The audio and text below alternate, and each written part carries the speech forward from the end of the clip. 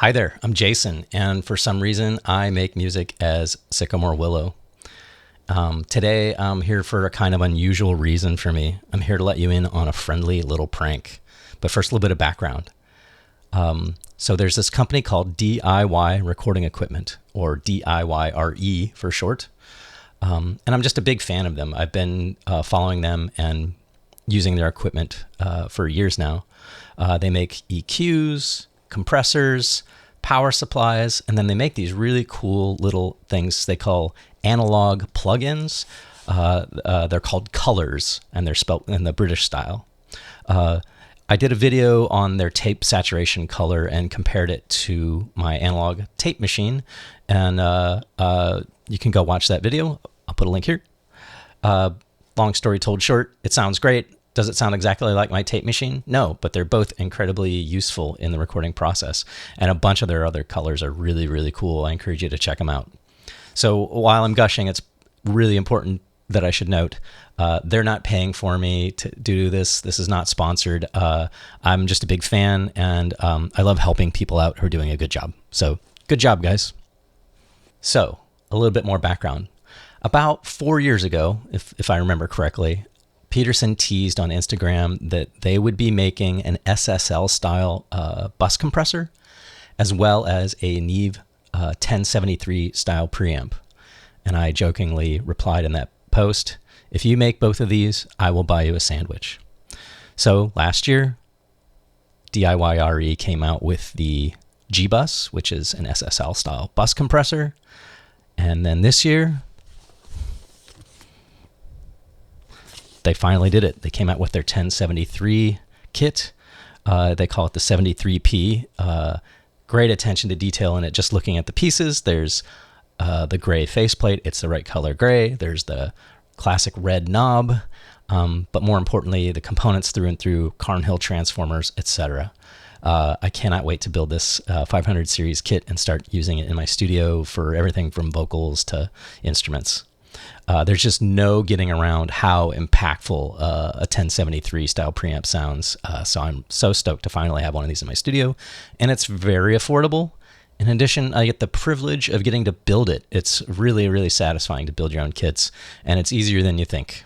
They have great play-by-play instructions that come on their website with each kit, and they're just a blast to build. The DIY part of it has at least as much attention as the actual crafting of the preamp. So all that is to say, now the time has come for me to buy Peterson a sandwich. However, he's in Philadelphia and I'm in San Francisco. So while I could just have a sandwich delivered to DIYRE, that doesn't feel very DIY now, does it? So instead, what I'm going to do is I'm going to make him a sandwich, and I'm going to mail it to him.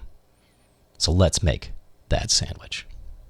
Okay, so we're going to make a sandwich for Peterson over at DIY Recording Equipment, and then I'm going to mail it to him.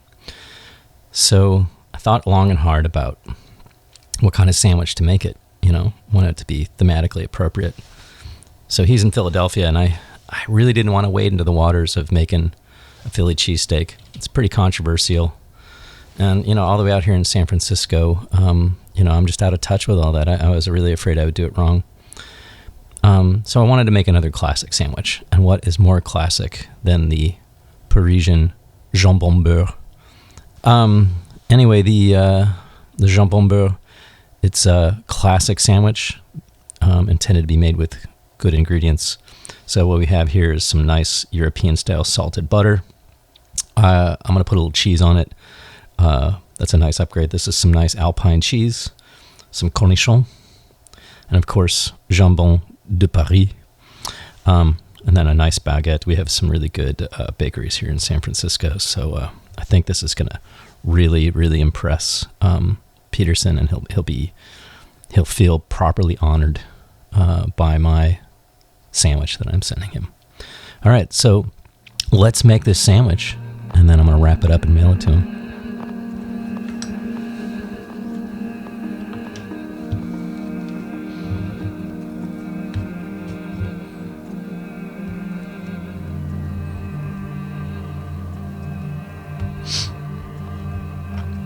important that the butter be salted. You gotta start building all those flavors, much like you build sound through transformers, Carnhill transformers.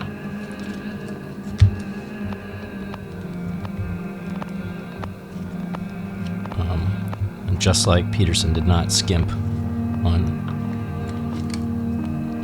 the transformers or the red knob or the gray front plate, I did not skimp on any of these ingredients. I didn't skimp on any of these ingredients at all. These are really good ingredients. He's gonna love this sandwich.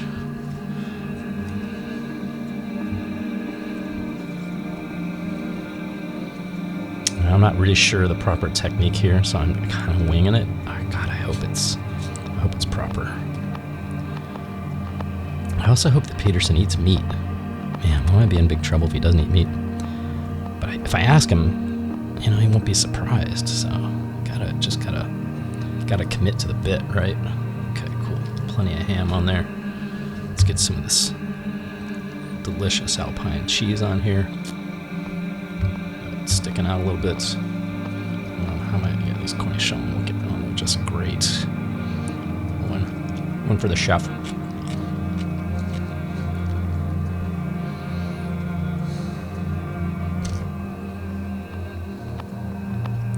Composing a sandwich is a lot like composing music. You gotta look for balance. You gotta offer surprises, right? So you got the salty creaminess of the butter, the umami of the ham, which is not terribly salty in this jambon de Paris, but then the bright crisp acidity of the cornichon, so good. And then the funkiness of the cheese, it just takes over the top. It's a little too much in some cases, but I don't want to skimp on Peterson's sandwich. So there we go. Have a look at that, huh? Oh my goodness. All right, Peterson. Hope you love this sandwich. I love you. I love the equipment you make. Please enjoy this sandwich.